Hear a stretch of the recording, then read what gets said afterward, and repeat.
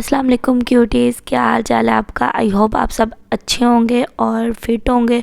तो जी, जब से सर्दियाँ शुरू हुई है ना, मेरा बहुत ज़्यादा दिल कर रहा था कि कहीं ना कहीं जाके ना एक हाई टी ट्राई की जाए, क्योंकि सर्दियों का वो टाइम ऐसा होता है जिसमें भूख भी बहुत ज़्यादा लग रही होती है और डिफरेंट डिफरेंट चीज़ें भी खाने को दिल कर रहा होता है। इस टाइम पे ना हाई टी आई थिंक सबसे बेस्ट ऑप्शन होता है for foodies just like me, जिसको बहुत सारा खाना तो नहीं खाना पर जिसको बहुत सारी वैरायटीज़ खानी है। मैं खाना बहुत पोर्शन कंट्रोल में खाती हूँ, पर मुझे सब कुछ ट्राई करना होता है, मुझे सब कुछ थोड़ा थोड़ा लेना होता है। तो आज बस मैं फटाफट से हो गई थी रेडी, और बच्चों को भी मैंने रेडी कर लिया था क्योंकि आज हम जा रहे थे लाल किला हाई टी करने। तो सबसे पहले जो लाल किला की हाई टी है ना, इसकी जो मुझे सबसे अच्छी चीज़ लगती है ना, यहाँ की वाइब है। यहाँ पे वाइब बहुत ज़बरदस्त होती है। आपको एक पुरसुकून और बड़ा पुराने ज़माने का एक एंशियंट ना डेकोरेशन मिल रही होती है, और यहाँ पे हर चीज़ आपको तांबे के या मिट्टी के पीतल के बर्तन मिल रहे होते हैं, जो ना एक बड़ी अच्छी वाइब दे रहे होते हैं। क्योंकि हम वो सारी चीज़ों से शायद ना निकल आए हैं और अब ये चीज़ें यूज़ नहीं करते, तो मुझे ना ये चीज़ें बहुत ज़्यादा अट्रैक्ट करती हैं। तो मुझे ना इसलिए यहाँ की जो चीज़ें वाइब है ना बहुत अच्छी लगती है। आप देख रहे होंगे इनकी जितनी भी डिशेस थी ना, सारी ये तांबे और स्टील के बर्तनों में पड़ी हुई थी, और मुझे इनका लजानिया बहुत ज़्यादा पसंद आया था। सबसे पहले मैंने ज़्यादा सा यही ट्राई किया था क्योंकि मुझे बहुत दिनों से क्रेविंग्स हो रही थी, तो मैंने सबसे पहले ज़्यादा सा ये ट्राई किया। उसके बाद यहाँ पे कुछ सोते वेजिटेबल्स पड़ी थी, वाइट सॉस पास्ता था। वाइट सॉस पास्ता भी काफ़ी डिसेंट और अच्छा था।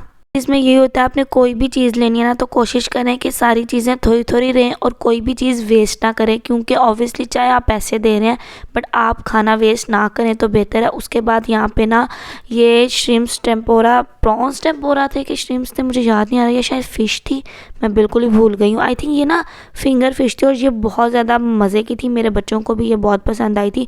मुस्फा और महमद ने ना पूरा टाइम यही खाई थी। उसके बाद सबसे ज़्यादा उन्होंने जो चीज़ खाई थी वो था डिज़र्ट, क्योंकि बच्चों को ना डोनट्स, पेस्ट्रीज़ और जेलीज इस तरह की चीज़ें बहुत अट्रैक्ट कर रही होती हैं।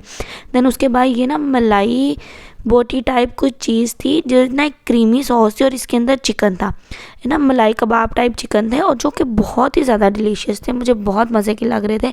और मेरा दिल की भी कर रहा था कि मैं ना इसको एक दिन घर में भी ट्राई करूँगी।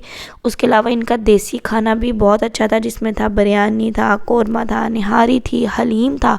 इनका ना हलीम बहुत मज़े का होता है। वैसे अगर आप कभी इनकी हाई टी करने नहीं ना जा रहे और आप सिर्फ इधर खाना खाने जा रहे हैं, तो आप कोशिश करें कि इनका ना देसी आइटम मंगवाएं, क्योंकि इनके देसी जो फूड्स है ना बहुत मज़े के। इनका हलीम बहुत ज़्यादा मज़े का, और सबसे जो मज़े की हलीम की चीज़ें थी ना, वो नीचे पड़ी थी। इनके कॉन्डिमेंट्स इतने ज़्यादा मज़े के थे। इनका एक मसाला था, आई डोंट नो ये कौन सा मसाला था, चाट मसाला नहीं था ये, लेकिन ये इतना लजीज था कि मुझे होता है कि अगर आप कहीं जा रहे हो ना, तो आप वहाँ की हर चीज़ थोड़ी थोड़ी ट्राई करो। तो मैंने ना इसके साथ कोई भी नान वगैरह नहीं लिया था, मैंने जस्ट सिंपल इसको ना स्पून के साथ खाया था। और यहाँ पे गर्मा गर्म तंदूर में नान लग रहे थे, इतने ज़बरदस्त लग रहे थे ना। अगर आप कभी भी इस तरह की जगह पे जाते हो ना, इनका एक प्लस पॉइंट मुझे लगता है कि आपको हर चीज़ गर्मा गर्म सर्व कर रहे होते हैं। मैं एक दो दफ़ा पहले भी हाई टीज़ पे गई हूँ, बट काफ़ी जगह हाई टीज़ पे ना गर्म गर्म फूड आपको नहीं सर्व हो रहा था, वो सारा आपको ठंडा जो खाना पड़ा होता है वो ऐसे ही पड़ा होता है। वो आप अगर 10 मिनट बाद ले रहे हो या 20 मिनट बाद, वो उधर ही रहेगा।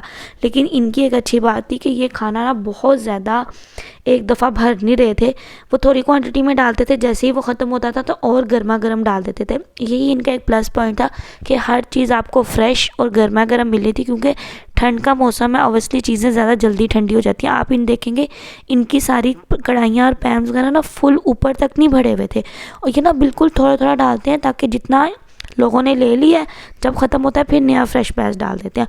और ये नहीं है कि आपको वेट करना पड़ेगा, यहाँ पे आपको वेट नहीं करना पड़ता। ये लोग, इनकी सर्विस बहुत ज़्यादा फास्ट थी। उसके बाद मैंने देसी खाना थोड़ा सा ट्राई किया, उसके बाद मैं आ गई थी अपनी प्लेट बनाने थोड़ी सी चाइनीज़ की। तो यहाँ पे मैंने इनका मंचूरियन लिया था, और यहाँ पे मैंने इनके स्वीट पोटैटोज़ लिए थे, और चिकन चिली ड्राई था, और चाउमीन थे, और राइस थे। ये मैंने अपनी पूरी प्लेट बनाई थी। ये सारी चीज़ों का टेस्ट बहुत ज़्यादा ज़बरदस्त सा ऑथेंटिक टेस्ट था।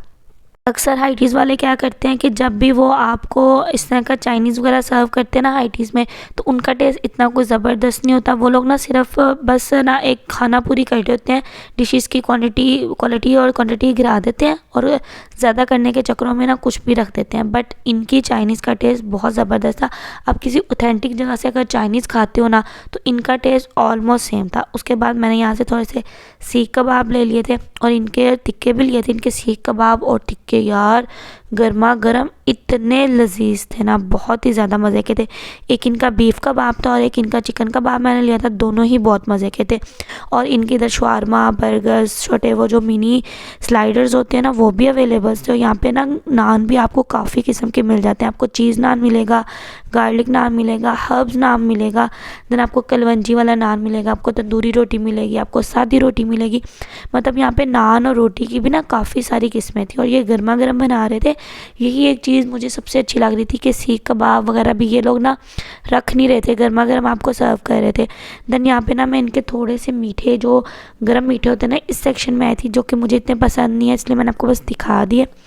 देन उसके बाद मैं आई थी इनके सैलेड बार में। सैलेड बार इनका बहुत अच्छा था, बहुत ज़्यादा इसमें ऑप्शंस नहीं थी, थोड़ी सी कम ऑप्शन थी सैलेड में, लेकिन जितनी भी ऑप्शंस थी सारी बहुत अच्छी थी। यहाँ पे एक कॉर्न नूडल सैलेड था, मैक्रोनी सैलेड था, रशियन सैलेड था, चना चाट थी और फ्रेश जो वेजिटेबल्स कुकम्बर सैलेड होता है वो था। और देन इसके बाद एक सॉस पड़ी हुई थी जो कि काफ़ी अच्छी थी। और क्लब सैंडविच थे, कॉर सैंडविच टाइप। मतलब बहुत ज़्यादा मैंने देखा है कि बहुत सारी हाइटीज़ में ना सैलेड का ऐसे इन्होंने ना ढेर लगाया होता है, 20-25 तरह के सैलेड रखे थे और आई थिंक वो इतने खाए भी नहीं जाते। इन्होंने 5-6 किस्म के सैलेड्स रखे हुए थे और डिसेंट लग रहे थे और अच्छे भी लग रहे थे खाने में भी। एक ये फ्रूट सैलेड भी था जो काफ़ी अच्छा था। मतलब सारे वो सैलेड्स थे जो आप इजीली खा सकते हो और बड़े डिलीशियस भी थे। तो यहाँ के बस मैंने अपनी सैलेड्स की एक प्लेट बना रही थी और ना मेरे बच्चों को ना इस पूरे टाइम में सबसे पहले उन्होंने फ़िश खाई, देन बर्गर्स वगैरह उन्होंने शौक़ से लिए थे, और लेकिन इतने शौक़ से खाए नहीं, क्योंकि जो बर्गर्स वगैरह थे ना वो शायद खाते भी रहते हैं तो उनको ना इतना दिल नहीं किया। उनको ज़्यादा चीज़ें अट्रैक्ट करी थी मीठा, क्योंकि मैं उनको घर में ना बहुत ज़्यादा मीठा नहीं देती, लेकिन उनको यहाँ पे ना मीठा बहुत ज़्यादा अट्रैक्ट कर रहा था। उनको यहाँ पे जेलीज अट्रैक्ट कर रही थी, यहाँ पे उनको कप केक्स, डोनट्स और छोटी छोटी मिनी हर चीज़ ना इन्होंने मिनी रखी हुई थी, जो कि मुझे बड़ी क्यूट लग रही थी। और यहाँ पे इनके पास गोलगप्पास भी थे जो कि बड़े ज़बरदस्त थे। और ना ये इनकी एक सॉस थी जो इन्होंने आई थिंक सैंडविचेस के साथ रखी हुई थी।